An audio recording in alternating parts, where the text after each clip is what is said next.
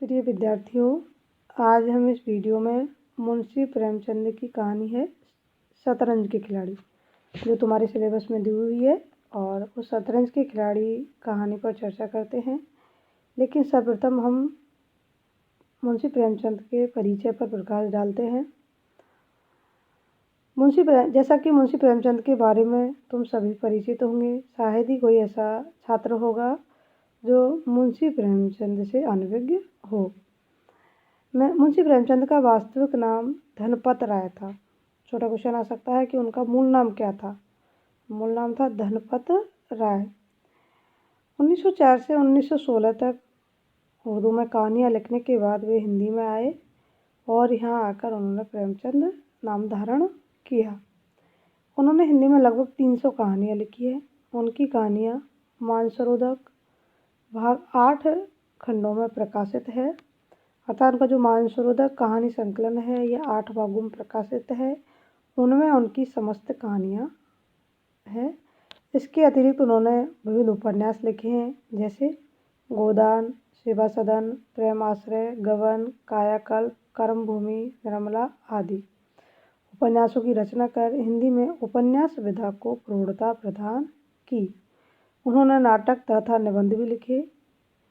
मेरे विचार में उनके निबंध संकलित है। प्रेमचंद हिंदी के उन लेखकों में है जिन्होंने हिंदी गद्य को प्रौढ़ता प्रदान की तथा कहानी और उपन्यास विधाओं को नए आयाम दिए।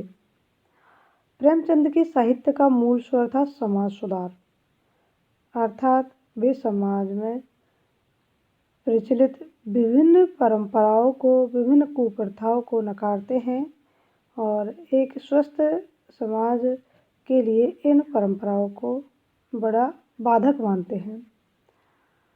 कला का कार्य मनोरंजन नहीं, सामाजिक सदुद्देश्यता है। यही सूत्र उनके समस्त लेखन का आधार है। प्रेमचंद की कहानियों में समाज की कुरीतियों, सामाजिक उत्थान पतन, किसानों की दयनीय दशा, सामाजिक रूढ़ियों के बंधन में तड़पाती नारी की वेदना का सुंदर एवं मार्मिक चित्रण हुआ है। दलित और शोषित के प्रति संवेदना से उत्प्रोत प्रेमचंद की कहानियाँ पाठक के मन में केवल करुणा ही नहीं जगाती, वरन पाठक को शुभ और आदर्श संदेश भी प्रेषित करती है। अपने आरंभिक जीवन में प्रेमचंद गांधी जी से प्रभावित रहे, अतः उनकी कहानियों में आदर्शवाद का स्वर मुखरित हुआ है, किंतु धीरे धीरे वे यथार्थवाद को स्वीकार करते हैं। कफन, फूस की रात आदि कहानियों में उनकी यथार्थवादी दृष्टि की झलक मिलती है। जैसा कि मैंने पहले बताया कि उनकी समस्त कहानियाँ मानसरोवर के 8 खंडों में संकलित है। तुम्हारे सिलेबस में उनकी जो कहानी है शतरंज के खिलाड़ी दी हुई है। प्रेमचंद ने 300 से अधिक कहानियाँ लिखी है, किंतु उनमें से कुछ कहानियाँ ऐसी है जिनका फलक औपन्यासिक है। शतरंज के खिलाड़ी उनकी एक ऐसी ही कहानी है जिसके व्यापक फलक के कारण ही सत्यजीत राय ने इस कहानी पर एक फिल्म बनाई। क्वेश्चन आ सकता है कि इस पर कहानी पर जो फिल्म बनी वे किसने बनाई है। ठीक है, यह कहानी एक तो कहानी के परंपरागत ढांचे का अतिक्रमण करती है, क्योंकि कुछ घटनाओं का कहानी में चित्रण करना भी प्रेमचंद का इस कहानी में अवशिष्ट नहीं है। यह कहानी अपने कलेवर और पात्रों के ऐतिहासिक लगती है, पर यह ऐतिहासिक कहानी नहीं है, क्योंकि इतिहास की किसी घटना को रेखांकित करना लेखक का उद्देश्य नहीं था।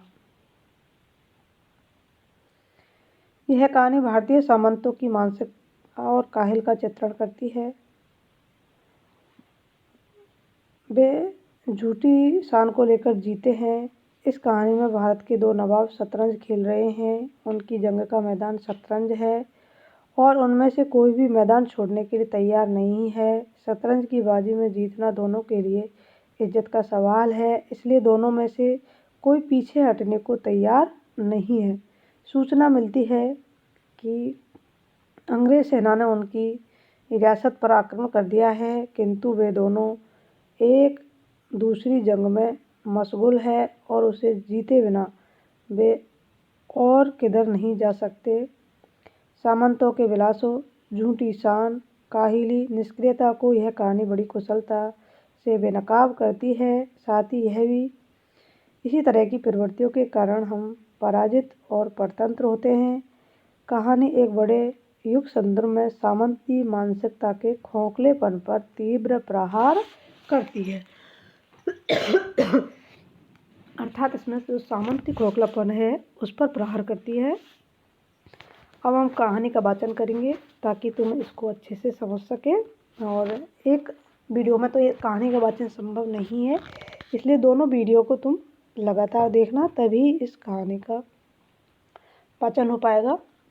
देखो, वाजिद अली शाह का समय था। लखनऊ विलासिता के रंग में डूबा हुआ था। छोटे बड़े गरीब अमीर सभी विलासिता में डूबे हुए थे।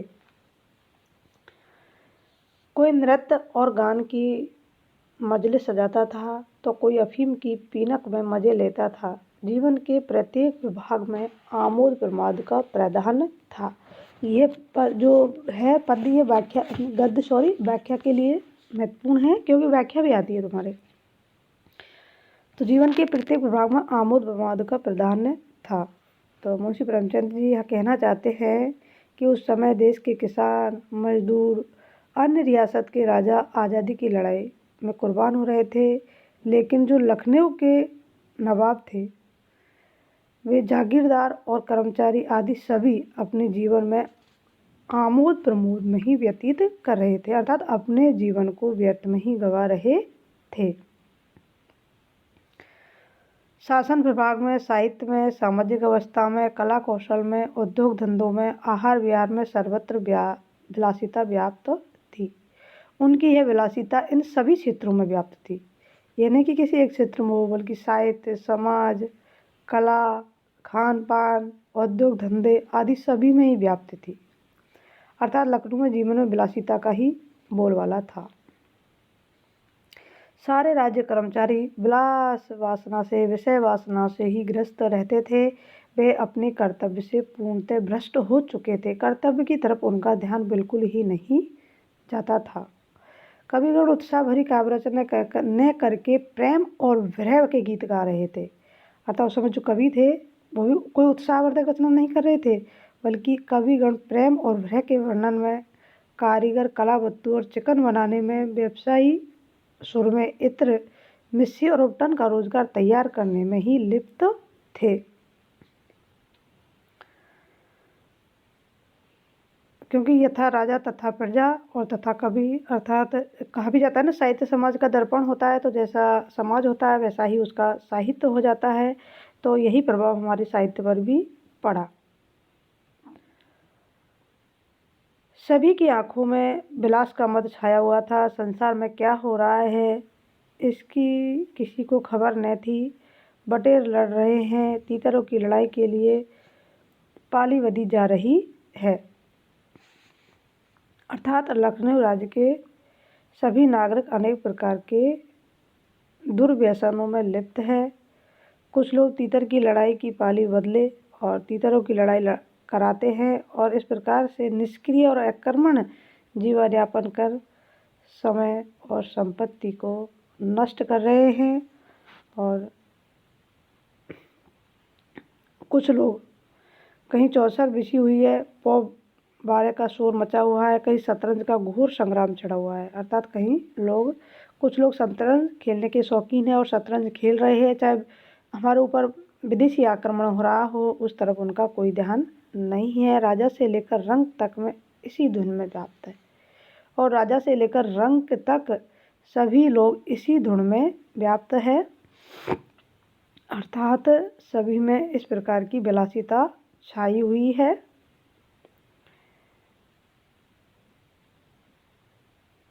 यहाँ तक कि फकीरों को पैसे मिलते तो वे रोटियां न लेकर अफीम खाते या मादक पीते। अर्थात मजदूर भी पैसे लेकर के अफीम खाते थे। ठीक है। यहाँ तक कि फकीर भिक्षा में प्राप्त मुद्रा से रोटी ने खरीद कर क्या खरीदते थे, अफीम आदि मादक पदार्थों का सेवन करके नशे में मस्त पड़े रहते थे। अपने दीन और बुरे कृत्यों को सही बताने के लिए शतरंज आदि के खिलाड़ी इन तर्कों का आश्रय लेते हैं कि इन खेलों को खेलने से हमारी क्या होती है, बुद्धि विकसित होती है, हमारी निरीक्षण शक्ति बढ़ती है, हमारी विचार शक्ति बढ़ती है और हम जो कठिन परिस्थिति आएगी तो उनमें हम समस्याओं का समाधान कैसे करें, तो इन समस्याओं को ढूंढने के लिए ही हम ये खेल खेलते हैं। कहा ना, विचार शक्ति का विकास होता है, पेचीदा मसलों को सुलझाने की आदत पड़ती है, ये दलीलें जोरों के साथ पेश की जाती है। इस प्रकार विभिन्न प्रकार की दलील देकर के वो उस शतरंज के खेल को सही साबित करने का प्रयास करते हैं। इसलिए अगर मिर्ज़ा सज्जाद अली और मीर रोशन अली अपना अधिकांश समय बुद्धि तीव्र करने में व्यतीत करते थे तो किसी विचारशील पुरुष को क्या आपत्ति हो सकती थी। दोनों के पास मौरूसी जागीरें थी, जीविका की कोई चिंता नहीं थी, घर में बैठे चौखोतिया करते थे। आखिर और करते ही क्या, प्रातःकाल दोनों मित्र नाश्ता करके बिसात बिछाकर बैठ जाते, मुहूर्ते सजे जाते और लड़ाई के दांव पेच होने लगते। फिर खबर न होती कि अब दोपहर हुई, कभी तीसरी पहर, कभी शाम। घर के भीतर से बार बार बुलावा आता कि खाना तैयार है। यहाँ से जवाब मिलता, चलो आते हैं। दरख्वान बिछाओ। यहाँ तक कि बावर्ची बेबस हो कमरे में ही खाना रख जाता और दोनों मित्रों दोनों काम साथ साथ करते। मिर्ज़ा सज्जाद अली के घर में कोई बड़ा बूढ़ा न था, इसलिए उन्हीं के दीवान खानों में बाजियाँ होती थी। मगर यह बात न थी कि मिर्ज़ा के घर के और लोग उनके इस व्यवहार से खुश हो। घर वालों का तो यहाँ तक ही कहना था कि मोहल्ले वाले घर के नौकर चाकर तक नित्य द्वेषपूर्ण टिप्पणियाँ किया करते थे, अर्थात सभी उनकी बुराई करते थे। बड़ा मनहूस खेल है, घर को तबाह कर देता है। खुदा न करे किसी को इसकी चाट पड़े। आदमी दीन दुखी या दीन दुनिया किसी के काम का नहीं रहता, न घर का न घाट का। कैसा, धोबी का कुत्ता न घर का घाट का। इस प्रकार इस खेल की यदि किसी को लत पड़ गई तो वह न घर का है न घाट का है, एक बहुत ही बुरा रोग है।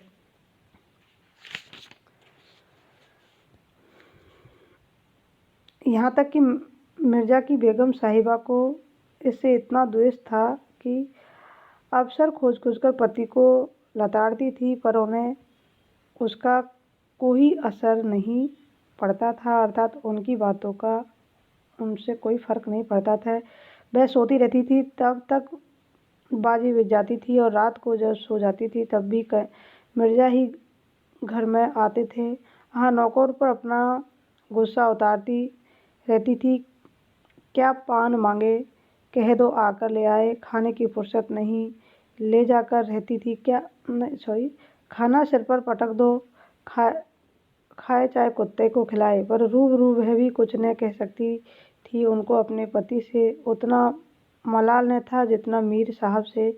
उन्होंने उनका नाम मीर बिगाड़ रख छोड़ा था। शायद मिर्ज़ा भी अपनी सफाई देने के लिए सारा इल्ज़ाम मीर साहब के ही सिर पर थोप देते थे, अर्थात उनकी जो पत्नी थी वह भी उनसे बहुत दुखी थी, लेकिन वो पत्नी की भी एक बात नहीं सुनते थे। एक दिन बेगम साहब के सिर में दर्द होने लगा। उन्होंने लौंडी से कहा, जाकर मिर्ज़ा साहब को बुला ला, किसी हकीम के यहाँ से दवा ले आएंगे। दौड़ जल्दी कर लौंडी गई तो मिर्ज़ा ने कहा, चल अभी आता हूँ। बेगम साहब का मिजाज गर्म था, इतना ताव कहाँ कि उनके सिर में दर्द हो और पति से शतरंज खेलता रहे। उसका चेहरा सुर्ख हो गया। लौंडी से कहा, जाकर कह अभी आता हूँ। मिर्ज़ा की बड़ी दिलचस्प बाजी चल रही थी। 2 किस्तों में मीर साहब की मात हुई थी। झुझलाकर बोले, ऐसा क्या दम तबे है, ज़रा सब्र कीजिए। अगली वीडियो में मैं इसका वाचन करूँगी, ये डाउनलोड नहीं हो पाएगी, देखो।